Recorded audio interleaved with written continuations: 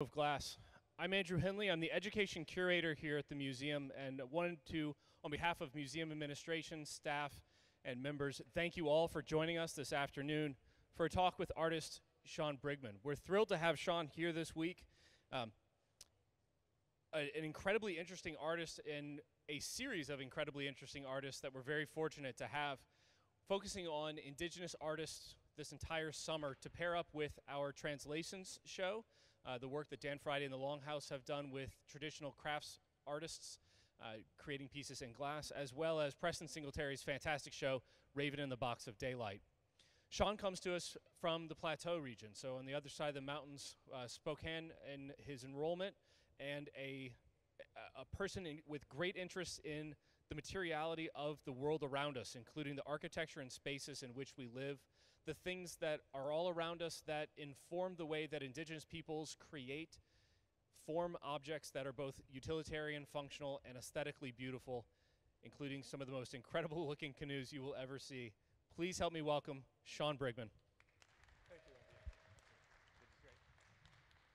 you. Okay, I have to get used to the microphone here. Okay. Yes, so my name's Shawn Brigman. I'm a Spokane tribal member, and I also descend from many of the local Plateau tribes. And so I have a map here. So the Plateau tribes, the tribes I'm from are generally in eastern Washington. And a little bit about my educational background. I got my undergraduate degree in architecture.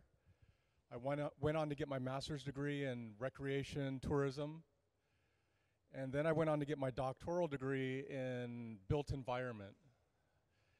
Also for my undergraduate degree, I had an opportunity to study abroad in Copenhagen, Denmark, where I also explored Scandinavian architecture. And during that time, I visited the Viking Ship Museum in Roskilde. And that just blew me away when I saw their Viking ships. And I knew that we had our own canoe boat architecture back home, which would be the sturgeon nose canoe. Also for my master's degree, I also had an opportunity to study abroad in New Zealand. And during that time, I studied indigenous recreation leisure patterns. So that ties in with a lot of the work I have here today, that indigenous people combine recreation and leisure together with work as a family unit. Let's see. Yeah, so I'll just get going through the slides here. And also my cousin Keith Sprague and his wife Katie are here today. They're over here.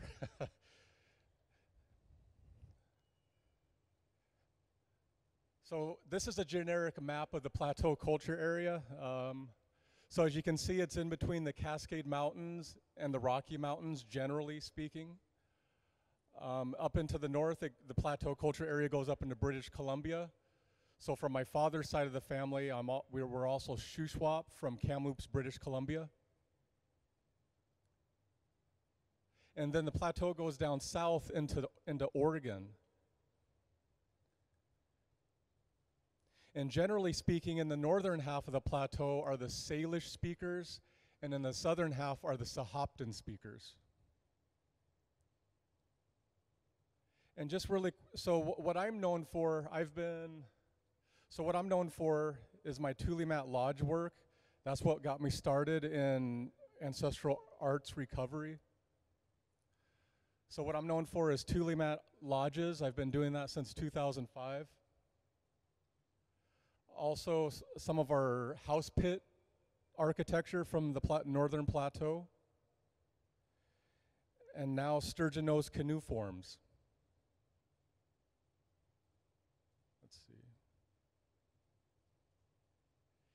And so really quickly, I've been doing this since 2005 to current.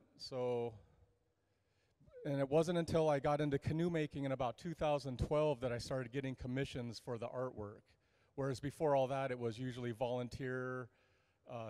People would ask a favor of me to show up and display a lodge or share a little bit about the pit house. And so really quickly, I wanted to share a little bit about the canoe lineage that I come from in the sense that I want to give attribution to where I learned about canoes. So with an architectural background, I have With an architectural background, I have experience with doing sketch work and drawings, dimension drawings, and then physically going out and recreating that, just like a registered architect would do.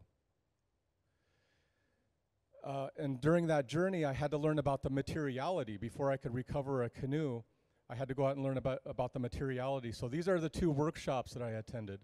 The first one was a bark harvest by the Kalispel tribe of Indians in Northeast Washington. And so Francis Kaluuya from the Kalispel tribe invited me up to witness their western white pine harvest. And western white pine trees are generally found in North Idaho, southern British Columbia, and Northeast Washington.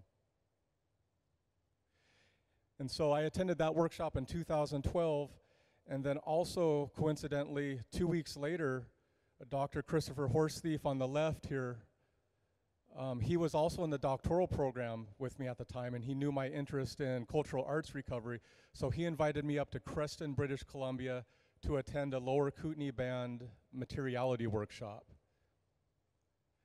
And so with the materiality workshop, you learn how to identify all the materials, and I'll be presenting some of those materials here today. So this is my way of giving attribution to where the workshops that I learned from. And really quickly, I wanted to share a little bit of some of the references that specifically state that the Spokane tribe of Indians had an attachment to sturgeon-nosed canoes in some way. So this first one is an ethnography map from Vern Ray.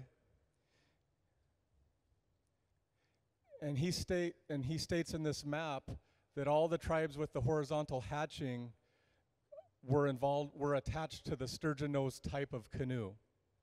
So this is reference number 1 in ethnography and anthropology reports that show that the Spokane tribe of Indians is attached to sturgeon-nosed canoes in some way.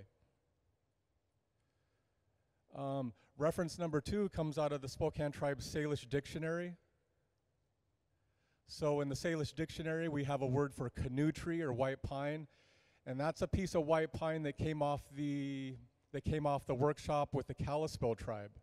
So the Kalispel tribe harvested a full sheet of bark, and after they harvested that full sheet, I got the little scrap at the very top of the tree to inspire me. And then that piece of bark scrolled up over the summer when it dried, and just naturally became its own artwork. This is the third anthropology report that I'll share with you today. This is out of a book by Mason and Otis from 1900, and it's titled The Pointed Bark Canoes of the Kootenai and Amur. And so also in this list, the Spokane tribe is also listed once again. But I also want to point out that I descend from out of the 6 listed tribes up top, I descend from 4 of the tribes in that list of sturgeon-nosed canoe people. So for example, from my father's side of the family, I'm Shuswap from Kamloops. From my mother's side of the family, and my cousin Keith Sprague over here, were from the Colville and Sinix people from Kettle Falls. And then also I'm an enrolled Spokane tribal member myself. And the Colville and the lakes, so here's the Colville and here's the lakes, they're both associated with Kettle Falls, and so we descend from both of those.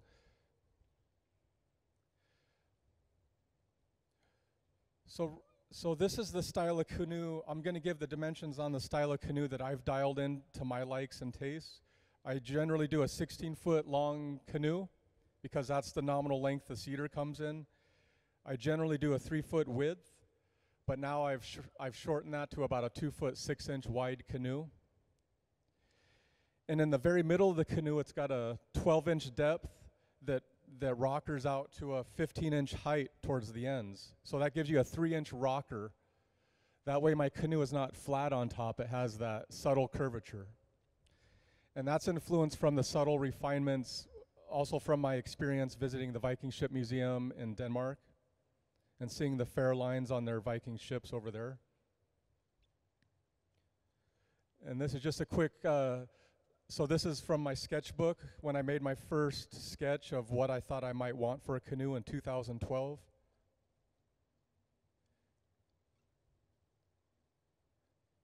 Let's see. I have to slow down for just a moment. There's something I wanted to say about this slide, but I forget what it is.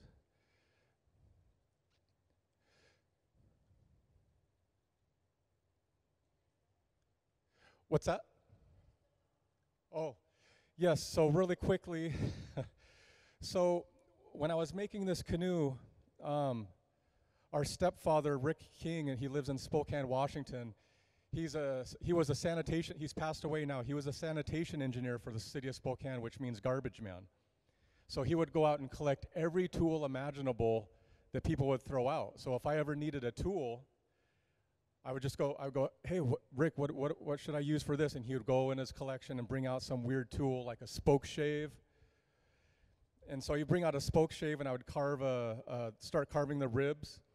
And then his little dog Enzo would always be in the backyard wanting me to kick the ball with him before I could ever start work.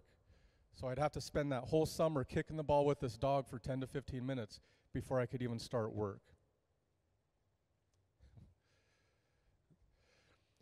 So I'm known for bark sturgeon nose canoe making, and also making a contemporary canoe known as a Salish sturgeon nose canoe. And I make all three versions of the bark sturgeon nose canoe. And so down here this week we've illustrated the three types. And so up on the left, you'll see the type. It's called a pointed nose bark sturgeon nose canoe. And there's a thin apron or skirt of birch bark. So that's type number 1. And that usually means that your full sheet of white pine bark, which is this right here that I harvested with the Kalispel tribe, if that's not big enough to cover your canoe, you need an extender. And so that's what our ancestors were using, was this birch bark to cover the distance, to fill in. So that's canoe type number 1. Canoe type number 2 is in the middle.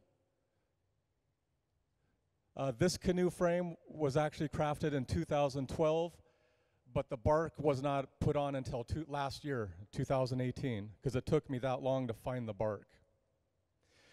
And with this style of canoe, it's a full sheet of white pine. Canoe type number 3 is called a blunt nose, and that's generally of the Kalispel Ponderay people, but also the Coeur d'Alene of Lake Coeur d'Alene. The Coeur d'Alene tribe of Lake Coeur d'Alene would also potentially make this style. And what they do is they basically chop off the tip of the nose and they make it blunt, but they also splice in a piece of, or actually they put a piece of birch bark on top of the white pine to help protect the white pine. And so this canoe I finished up at Priest River Experimental Forest about 3 weeks ago in a collaboration with the Forest Service from the University of Idaho. And we were able to involve third graders, or maybe it was fourth graders, I can't remember. But we involved third or fourth graders from Moscow, Idaho, and Welpanet, Washington on the Spokane Indian Reservation. And so the youth were able to go out and help harvest pine pitch to cover that particular canoe. And just really quickly, here's my contemporary canoe, because I understood early on that the materiality was difficult to find. It took me 6 years to find white pine bark, and I'll pass this around actually. It took me 6 years to find the white pine bark, so instead of crying around, so that later that summer I cried because I knew I couldn't finish that canoe. So then the following year in 2013, I decided to explore a new materiality method. And I knew that the kayak makers were doing skin on frame using ballistic nylon. And so that's the materiality I chose to go with. And so the bark canoes, I've made a total of 3 of them. The ballistic nylon canoes, I've made a total of, I've kind of lost track after 27, but I've made 27 of the ballistic nylon canoes. And that canoe is a frame assemblage unique to myself as an artist, and so that's why I call that a Salish sturgeon nose canoe, because it's got my frame assemblage and it's got my skin attachment methodology that I adapted to it. So really quickly, or not really quickly, but today I'm going to present some of the bark canoe materiality, and then I'm going to present some of the Salish sturgeon nose canoe materiality. So the bark canoe frame is made out of cedar. So that cedar in particular was hand split. That was my first ever canoe, and I lucked into cedar that was clear the whole length, so I was able to hand split that a 16-foot length. Just like making kindling for your campfire. For the ribs of the canoe, it's Rocky Mountain maple. I'll pass this around. This is not Rocky Mountain maple, but this is one of the ribs in the canoe. And so I have to go out and I have to spend gas money, time, and energy to go find this material. So just like every artist discipline, there's experimental work before you ever get to the completed piece. So here's that spoke shave that Rick King brought out to me. So and I still have that tool with me. And so you can see I'm carving down that rib. And so I have my first collection of ribs.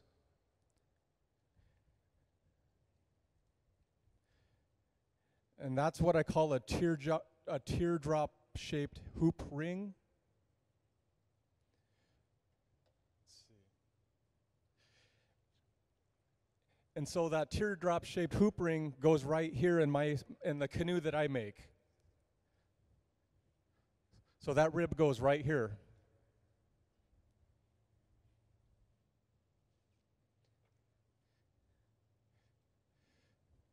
And you can see in the photos that I have to work through the winter in my backyard because I don't have a proper workshop or a wood shop.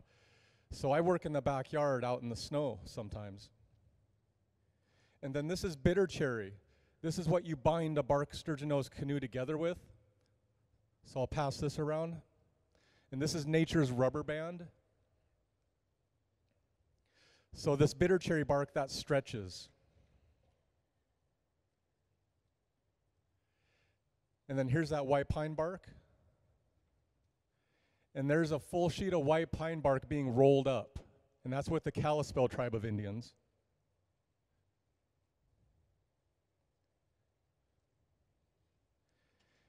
And here's with the Kalispel tribe.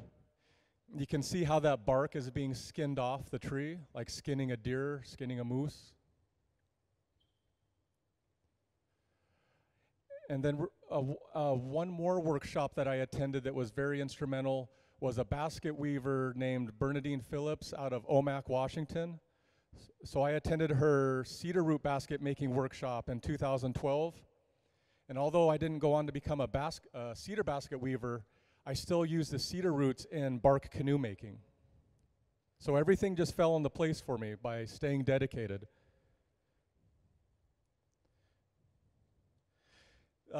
This is the Rocky Mountain maple for the ribs.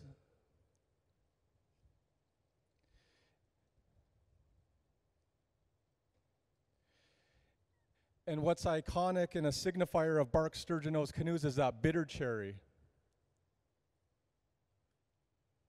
And this is one of the hardest materials to find that's canoe quality.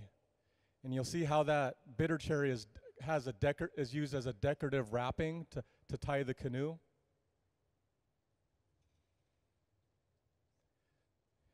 And here's an attachment of the bark.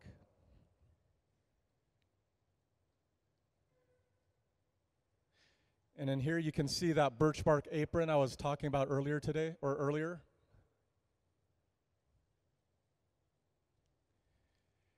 And here's a piece of birch bark on the floor being flattened out. So I had to pour hot water on that to unroll it.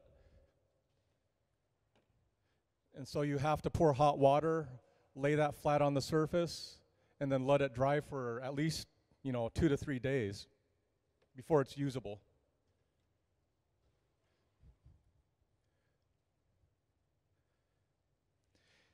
And so then you have to, so here's a way of, so then you also have to sew and pitch the canoe when you're finished. And you can see how I've spliced that here's the birch bark apron or skirt spliced into the white pine. And this is a mock-up, just like every artist discipline, you usually do kind of mock-up exploration. And here's the little cedar roots that I harvested. Here's the pine pitch that I had to process. and that's mixed with bear fat. So this is my processed pine pitch, and this is actually bear fat that was gifted by the Coeur d'Alene tribe. And now you can see where that pine pitch is used to cover that seam where you sew the birch bark and the white pine together.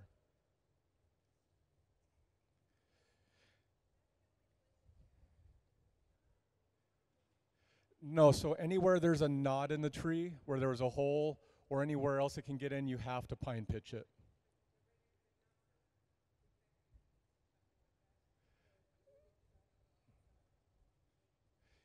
Right, so, well, yeah, the bark itself is pretty waterproof itself.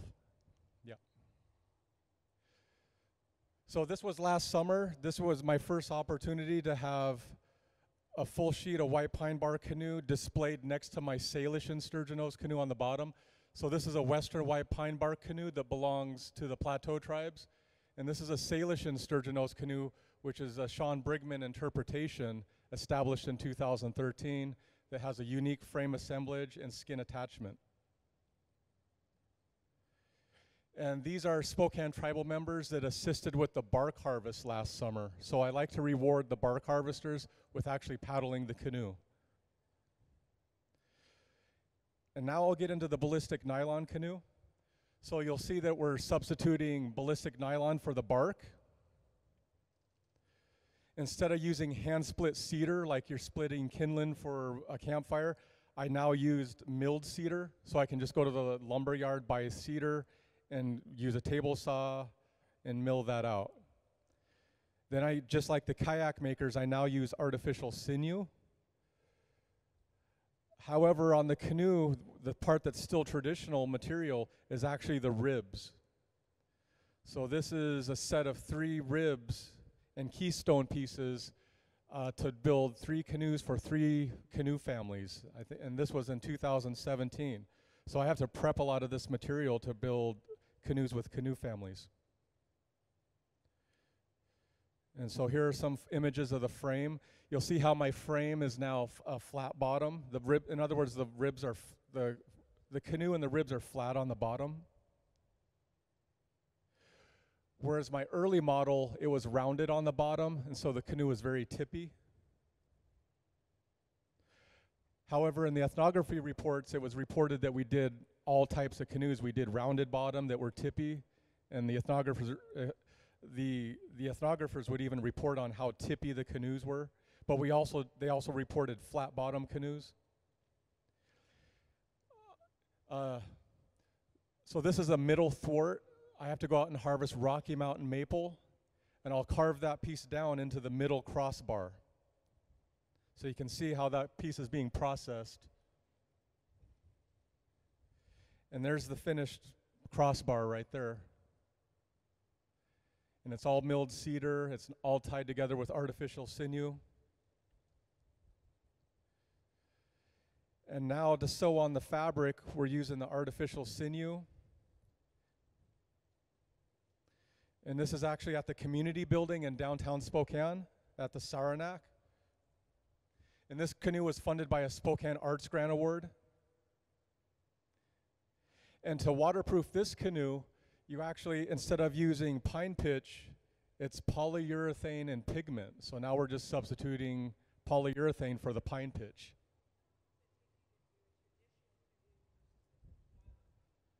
Good question. So to build how long does it take for a bark canoe? How long does it take for a contemporary canoe? My first bark canoe took me 3 months because it was all experimental, but now I can do a bark canoe in maybe a month and a half. Right, if I can, well and that kind of includes the materials a little bit too. The contemporary canoe, if I'm working 12 hours a day, I can get it done in 2 to 3 weeks. But usually I like to do it in 5 weeks.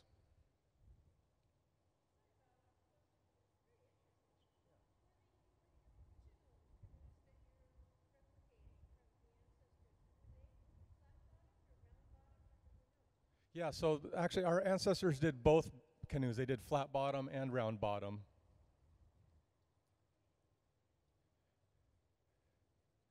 And so here's that polyurethane in place of the pine pitch. And so this was actually supposed to be the Water is Life themed canoe that was going to go to Standing Rock, North Dakota. Let's see here. But you can see that it's got that blue pigmentation. And now this canoe, so then I took this canoe out and actually paddled it. So my work isn't actually just meant to go hang on a wall or look pretty. We actually go out and paddle these canoes. So now this canoe is actually back at the Saranac building on permanent display after being paddled on 10 different trips. And so so I put these photos in here to show that my canoes actually get used. So 4 of my Salish and Sturgeon-nose canoes actually made the prayer journey to Standing Rock, North Dakota. So it's safely delivered water protectors, along with all the other canoes from Coast Salish up to Alaskan Native.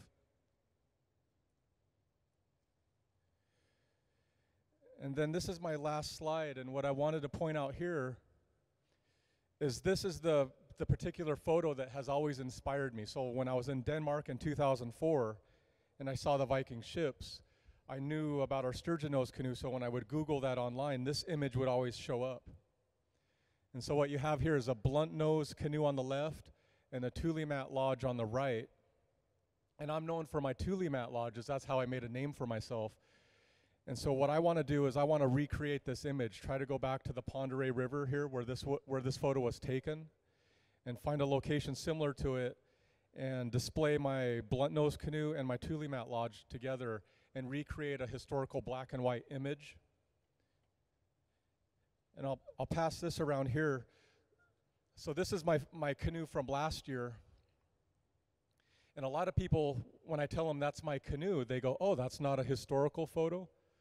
So that was the whole mission of me doing the historical photo, is to kind of celebrate that here I am making it in 2019, and yet it looks like a historical image. And so now I'll open it up to questions. How much do the canoes weigh, the bark and the fabric? Good question. So how much do the bark canoes weigh? The bark canoes, last year's canoe with the full sheet weighed about 175 pounds. The ballistic nylon canoe only weighs less than 40 pounds.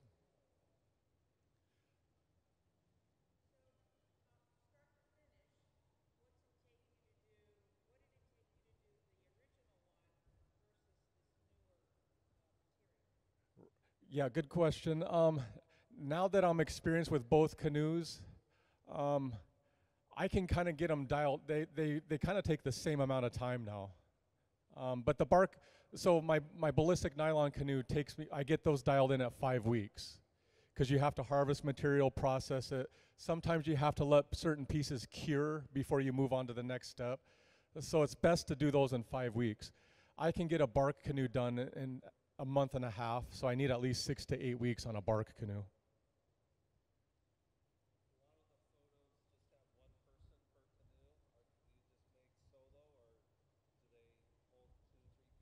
On the bark canoes, or? Yeah, on both. Now on the bark canoes, I only like to put one person in at this point in time, because I do baby the bark canoes like a museum piece. Let's see. Oh. But in the images before that, like to Standing Rock, they were putting 2 people in the canoe, but I've seen 3 adults in the canoe, or 2 adults and 1 youth.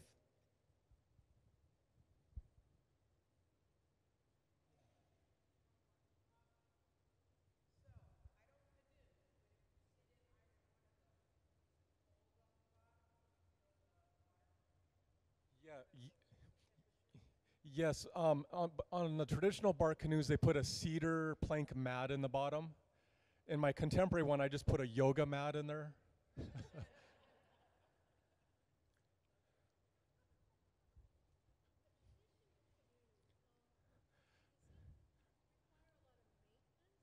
Yes. Yes. Yes, so the bark canoes require a lot of maintenance, and so that's why you don't see them being made a lot today. So I've made 3 of them. 2 of them are still in my personal collection. Yeah, there are a lot of maintenance, and so the reason I'm trying to stay away from bark canoes is, first of all, I don't have storage. There's a lot of maintenance, and now I think communities are starting to realize that they don't want anything to do with bark canoes either.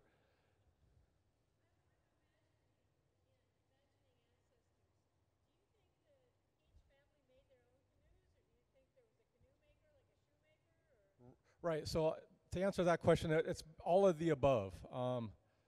So, for example, um, sometimes you might have, like, what if you have a marriage pattern where the Kalispel tribe that makes this blunt nose intermarries with the Sinike people at Kettle Falls? You know, they're potentially gonna make both styles of canoes, and they're gonna cross the styles a little bit. Um, but I think there was somebody who specialized in the village, but also I think there was somebody in the individual family unit that also specialized in it. Yes.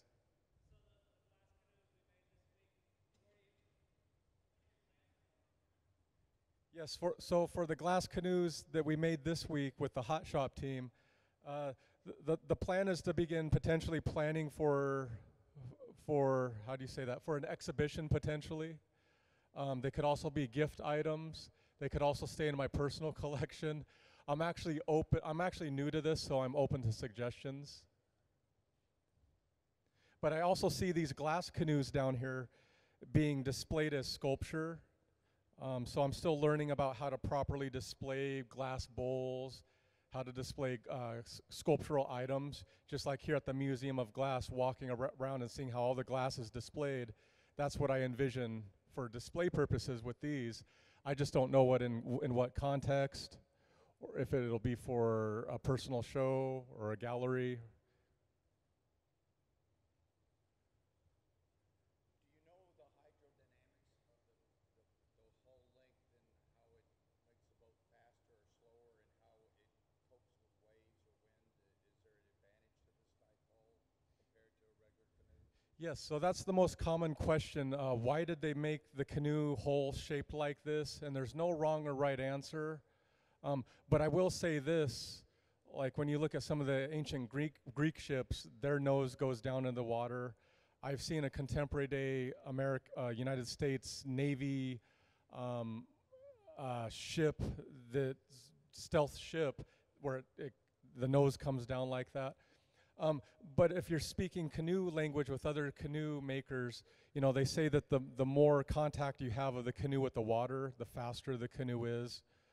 I'm not sure if I'm answering your question. Waves, how does it penetrate waves? Or is it better for rough water rapids or something like that? Right, so with that, all I can answer there is now on the canoe, if you got a perfectly flat bottom canoe from front to back, that's more for open water, so like lake travel. Now if you have a lot of rocker where the canoe frame rockers a lot, that's more of a river canoe. And I have discovered that because my early models had a lot of rocker, so they're good for river, but then once I started designing it as a flat bottom, it started to be a lot faster on the open water.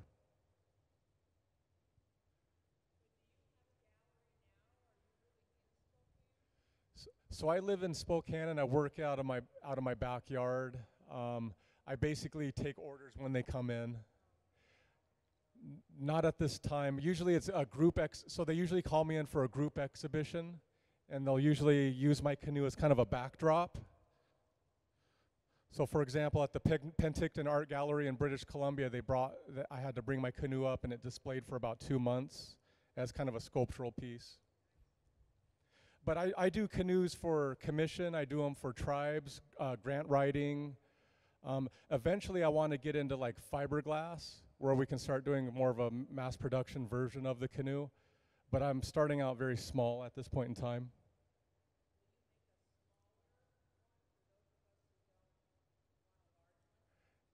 Yeah, well, potentially at this time I'm only dialed in at 16 footers, and they're usually about 2 foot 6 inch wide.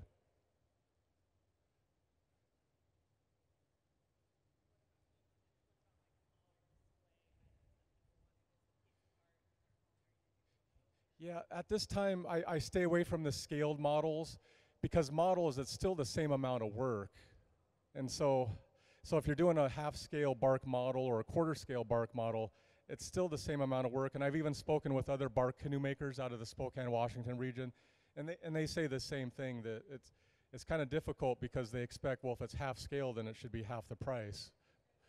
But it's really the same amount of work. So I tend to stay dialed in at 16 foot.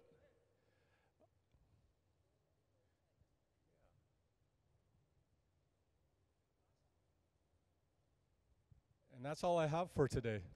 Thank you.